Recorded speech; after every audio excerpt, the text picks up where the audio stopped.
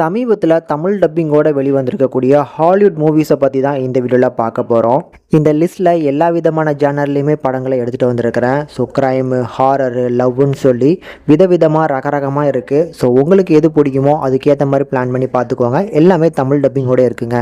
லிஸ்ட்டில் ஃபஸ்ட்டு பார்க்க போகிற படம் 2025 எடுக்கப்பட்ட லாக்டுங்கிற ஒரு த்ரில்லர் திரைப்படம். கதைக்களத்தை பொறுத்தளவுக்கு படத்தோட கதாநாயகன் ஒரு கார் திருடங்க. ஸோ அப்படி ஒரு லக்ஸரியான ஒரு காரை பார்க்குறான். இந்த கார் மேலே பார்த்தீங்கன்னா பயங்கரமான ஆசை வந்துடுது, எப்படியாவது திருடிடலாம் அப்படின்னு சொல்லி உள்ளுக்குள்ளே போகிறவன் அங்கேயே காருக்குள்ளே லாக் ஆகிடுறான். அந்த காருக்குள்ளே அவன் என்னெல்லாம் ஃபேஸ் பண்ணுறான், கடைசி அந்த கார்லேருந்து தப்பிச்சானா அப்படிங்கிறது தான் படத்தோட மிச்ச கதையே. உங்களை சீட்டேஜில் உட்கார வச்சு ஒரு த்ரில்லர் மூமெண்ட்டை கொடுக்கக்கூடிய ஒரு படம் அப்படின்னே சொல்லுவேன். படத்தில் அந்த 75% படம் பார்த்தீங்கன்னா காருக்குள்ளே வச்சு எடுத்திருப்பாங்க. அது ஒரு டிஃப்ரெண்ட்டான ஒரு எக்ஸ்பீரியன்ஸ் அப்படின்னே சொல்லுவேன். கண்டிப்பாக ட்ரை பண்ணி பாருங்கள். படம் லைன்ஸ்கேட் பிளேயில் அவைலபிளாக இருக்குது. லிஸ்ட்டில் ரெண்டாவதாக பார்க்க போகிறது கிறிஸ் இவான்ஸ், பெர்டோ பாஸ்கல், டெக்கோட்டா ஜான்சன்லாம் நடித்து வெளிவந்த படம் தான் மெட்டீரியலிஸ்ட். இந்த படம் ஒரு ரோம் காம் ட்ராமாங்க. பெருசாக நான் இந்த லவ் மூவிஸ்லாம் ட்ரை பண்ண மாட்டேன். எனக்கு எப்போவுமே ஆக்ஷனு, ஹாரரு இந்த மாதிரியான ஜானர் தான் பிடிக்கும் அப்படின்னு சொல்கிறீங்கன்னா கண்டிப்பாக இந்த படத்தை ஒருக்க ட்ரை பண்ணி பாருங்கள். ஸோ உங்களுக்கும் இந்த ஒரு லவ் மூவிஸ்லாம் பிடிக்கிறதுக்கு வாய்ப்பு இருக்குது அப்படிங்கிற மாதிரியான ஒரு படமாக இந்த படம் அமையும்.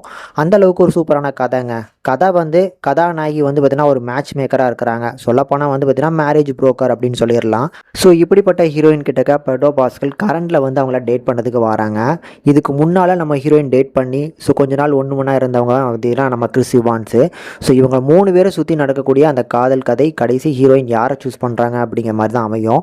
நான் பெருசாக இங்கே பிரேக் டவுன் பண்ணலை. ஏன்னா பெருசாக பிரேக் டவுன் பண்ணால் அவங்களுக்கு பார்த்தீங்கன்னா அந்த சுவாரஸ்யம் போயிடும். அதனால் நீங்கள் டேரெக்டாக பாருங்கள், சூப்பராக இருக்கும். லிஸ்ட்டில் நம்ம 3ஆவதாக பார்க்க போகிறது 2025 வெளிவந்த டேஞ்சரஸ் அனிமல்ஸ் அப்படிங்கிற திரைப்படம். இது ஒரு சைக்காலஜிக்கல் நிறைஞ்ச ஒரு ஹாரர் த்ரில்லர் திரைப்படங்க.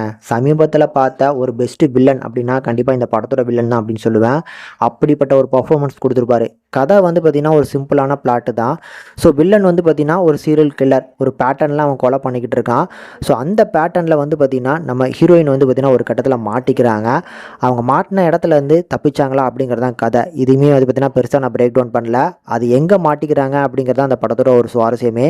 ஸோ இந்த நடுக்கடலில் இவங்ககிட்ட இருந்து தப்பிச்சாங்களா அப்படிங்கிற அந்த பிளாட்டை பயங்கர இன்ட்ரெஸ்டிங்காக அந்த வில்லனிசம் பார்த்திங்கன்னா மாசாக கொடுத்துருப்பாங்க. அதனால தான் அந்த படம் பார்க்கறதுக்கு அந்தளவுக்கு எனக்கு சுவாரஸ்யமாக இருந்துச்சு. கண்டிப்பாக ட்ரை பண்ணி பாருங்க. லிஸ்ட்ல நம்ம 4ஆவதா பார்க்க போறது 2024 எடுக்கப்பட்ட மாம் அப்படிங்கிற திரைப்படம். இந்த திரைப்படம் ஒரு ஹாரரா இல்ல சைக்காலஜிக்கல் நிறைஞ்ச ஹாரரா அப்படின்னு சொல்லி உங்களை கன்ஃபியூஸ் பண்ணக்கூடிய ஒரு படம் அப்படின்னே சொல்லுவேன். கதையை பொறுத்தளவுக்கு படத்தில் ஒரு கப்புள்ஸாக பார்த்தீங்கன்னா ஒரு புது வீட்டுக்கு பார்த்தீங்கன்னா வந்திருக்கிறாங்க. ஸோ இவங்க கிட்டக்க பார்த்தீங்கன்னா ஒரு கை குழந்தையோட வராங்க.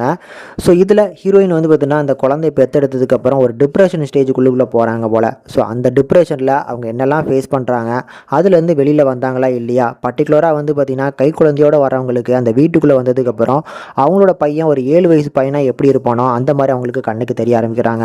ஸோ இதில் எது ரியல் எது உண்மை அப்படிங்கிற மாதிரி நம்மளை பயங்கரமாக கன்ஃபியூஸ் பண்ணுவாங்க. நல்லா இருக்குங்க. லிஸ்ட்ல நம்ம 5ஆவதா பார்க்க போறது 2025 எடுக்கப்பட்ட த ஹோம்ங்கிற திரைப்படம். கதை செஞ்ச குற்றத்துக்கு பார்த்தீங்கன்னா தண்டனையா ஓல்டேஜ் ஹோமில் பார்த்தீங்கன்னா 4 மாசத்துக்கு அவங்களுக்கு பணிவிட செய்யறதுக்காக வரக்கூடிய கதாநாயகன் அங்கே என்னெல்லாம் ஃபேஸ் பண்ணுறான், கடைசி அவனோட நிலைமை என்ன ஆச்சு அப்படிங்கிறதா அந்த படத்தோட மிச்ச கதையே.